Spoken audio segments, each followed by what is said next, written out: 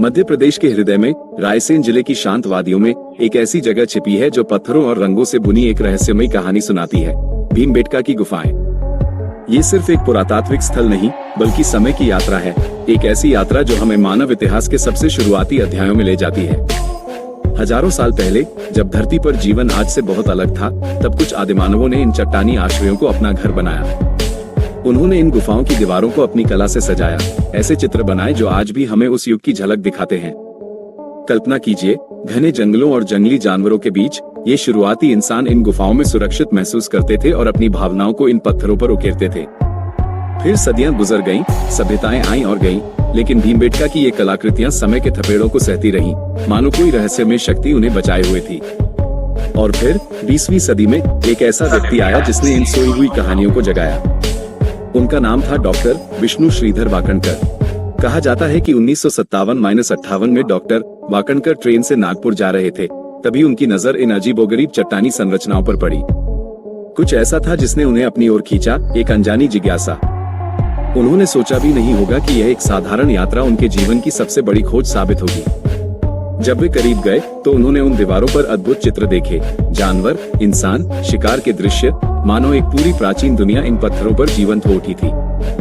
ये खोज एक रहस्योद्घाटन थी। ये चित्र लगभग 12,000 साल पुराने थे, कुछ तो शायद उससे भी पहले के। ये उस समय के मानव जीवन के बारे में अनमोल जानकारी देते थे। इन चित्रों में उन्होंने उन जानवरों को देखा जिनके साथ हमारे पूर्वज रहते थे, उन तरीकों को देखा जिनसे वे शिकार करते थे, और उनके सामाजिक जीवन की कुछ धुंधली झलकियां भी देखी। भीमबेटका का नाम भीमबेटका भी एक दिलचस्प कहानी कहता है। माना जाता है कि महाभारत के शक्तिशाली पांडव भाई भीम ने अपने अज्ञातवास के दौरान यहाँ विश्राम किया था। क्या ये सिर्फ एक किंवदंती है या इन गुफाओं में सच में उस महान योद्धा के कदमों की छाप है? ये रहस्य आज भी इन पत्थरों में कहीं छिपा हुआ है। इन गुफाओं की संख्या भी हैरान करने वाली है, 600 से भी ज्यादा शैलाश्र, जिनमें से कुछ में ये अद्भुत प्रागैतिहासिक चित्र मौजूद हैं। हर गुफा एक अलग कहानी कहती है, हर चित्र एक नया रहस्य खोलता है। ऐसा लगता है जैसे एक पूरी प्राचीन सभ्यता इन पत्थरों में सिमट आई हो। सिर्फ शैलचित्र ही नहीं, भीमबेटका में प्राचीन किले की दीवार, छोटे स्तूप, पत्थर के बने भवन और कई प्राचीन अभिलेख भी मिले हैं। ये अवशेष हमें बताते हैं कि यह जगह सिर्फ प्रागैतिहासिक काल में ही नहीं बल्कि उसके बाद के समय में भी महत्वपूर्ण रही होगी। अलग अलग युगों की कहानियां इन पत्थरों में दफन है। 2003 में यूनेस्को ने भीमबेटका की इस अनमोल विरासत को विश्व धरोहर स्थल घोषित किया।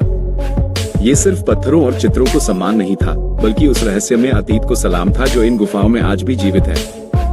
आज जब पर्यटक भीमबेटका की इन शांत गुफाओं में घूमते हैं तो वे सिर्फ कुछ पुराने चित्र नहीं देखते, वे एक ऐसे समय में कदम रखते हैं जब मानव सभ्यता अपनी शैशवावस्था में थी। वे उन पहले कलाकारों की कल्पना को महसूस करते हैं जिन्होंने इन दीवारों पर अपनी कहानियां उकेरी थी। भीमबेटका एक रहस्य है, एक अनसुलझी पहेली जो हमें हमारे अतीत के बारे में सोचने पर मजबूर करती है। यह एक ऐसी जगह है जहां इतिहास की फुसफुसाहट आज भी सुनाई देती है, अगर आप ध्यान से सुने तो।